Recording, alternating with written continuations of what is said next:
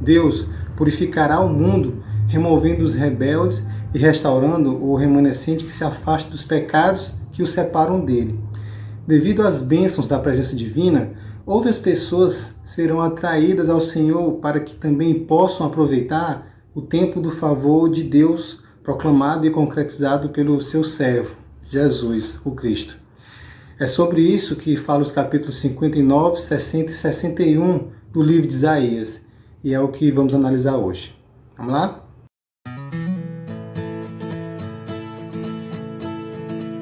Olá, irmãos e irmãs. Mais uma vez estamos aqui no canal Farol 7. Eu sou Sami Paiva e o tema de hoje é o desejado de todas as nações. O texto em destaque está lá no capítulo 60 do livro de Isaías, no verso 3, que fala assim: As nações se encaminham para a sua luz, ó Jerusalém, e os reis são atraídos para o resplendor do seu amanhecer. Muitos cristãos hoje em dia, como também nos dias do profeta Isaías, se perguntam por que Deus não responde às suas orações, suas petições. Às vezes, Deus tem outros planos na vida de um cristão, e a resposta vem em formas e em tempos diferentes do esperado. Mas outras vezes, a oração não é respondida porque o cristão está em pecado. O pecado impede as bênçãos que Deus tem reservado para aquele que está compactuando com ele. O capítulo 59 de Isaías detalha os efeitos devastadores do pecado. Ele causa o distanciamento de Deus. Não é Deus que se afasta do pecador. Deus, ele permanece no mesmo lugar. Ele é a rocha firme. Mas o pecado vai nos afastando de Deus.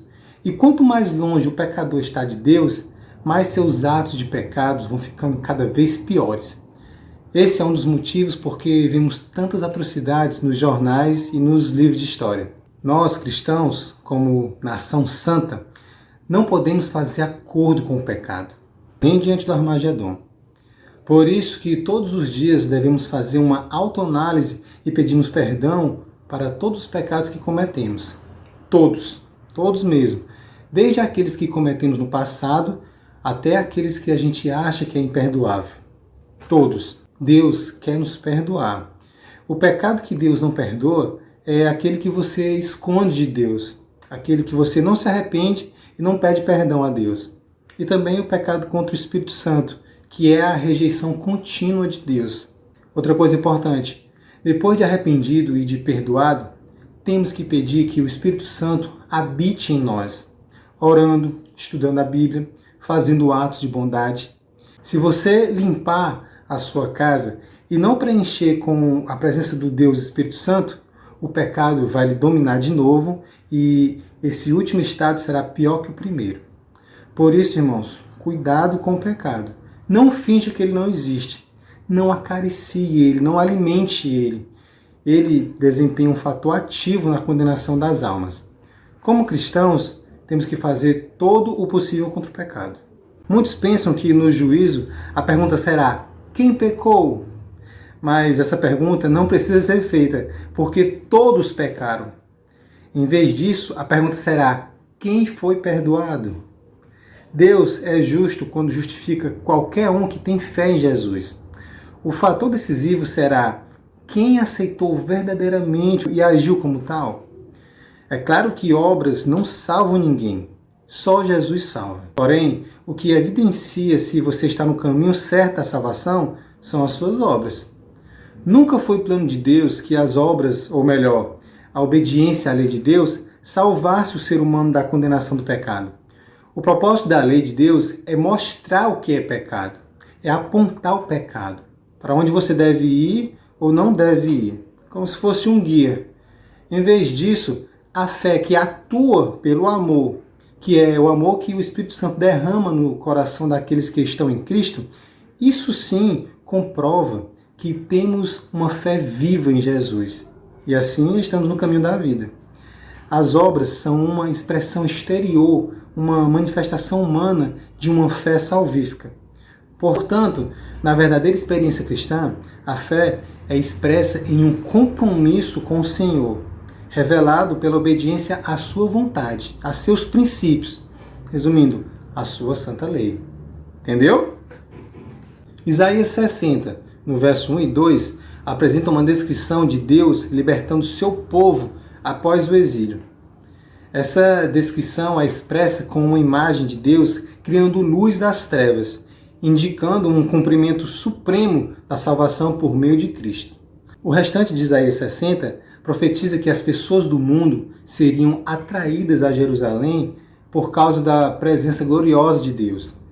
Em outra analogia, nós, os verdadeiros cristãos, também atrairemos pessoas que estão nas trevas a Cristo, por causa da luz que refletimos de sua santa presença em nós. Como se cada cristão fosse um farol em meio a todas essas trevas. Nos versos 1 e 2 de Isaías 61, o profeta, falando pelo Messias, dá início à anunciação das boas novas do Evangelho Eterno. Esse evento se cumpre num sábado, quando Jesus estava lendo esse mesmo texto de Isaías 61 em um culto semanal na sinagoga de Nazaré. Vemos isso em Lucas 4, no verso 16 a 21. A partir daquele momento, Jesus oficializou seu ministério aqui na terra, fazendo exatamente o que tinha anunciado, evangelizando, curando, libertando os oprimidos e dando início ao ano aceitável do Senhor, uma referência ao ano jubileu de Levítico 25, a partir do verso 8. Mas perceba que quando Jesus lê esse texto de Isaías 61, lá no culto, lá na sinagoga, ele omite a última parte do verso, onde diz que, junto com o ano aceitável do Senhor, ele também iria trazer o dia da vingança do nosso Deus. Ele fez isso porque, embora o dia da libertação tivesse chegado, a vingança definitiva contra os que causaram todo esse grande conflito ainda não tinha chegado. Esse juízo começaria no futuro, na tão esperada segunda vinda de nosso Senhor Jesus. A Bíblia nos recomenda a não se vingar de ninguém, porque por mais que estejamos em paz com Deus, nosso senso de justiça foi corrompido pelo pecado. E querendo ou não, somos por natureza tendenciosos e cheios de falhas. Só Jesus, o Cristo, com sua infinita sabedoria e misericórdia, pode aplicar esse juízo de vingança, porque ele é a própria justiça. Não esqueçam disso. Deus é amor, mas também ele é justiça. E ele vai acabar com todos aqueles que escolheram o mal e a morte por amor de todos aqueles que escolheram a vida e o bem. Amém?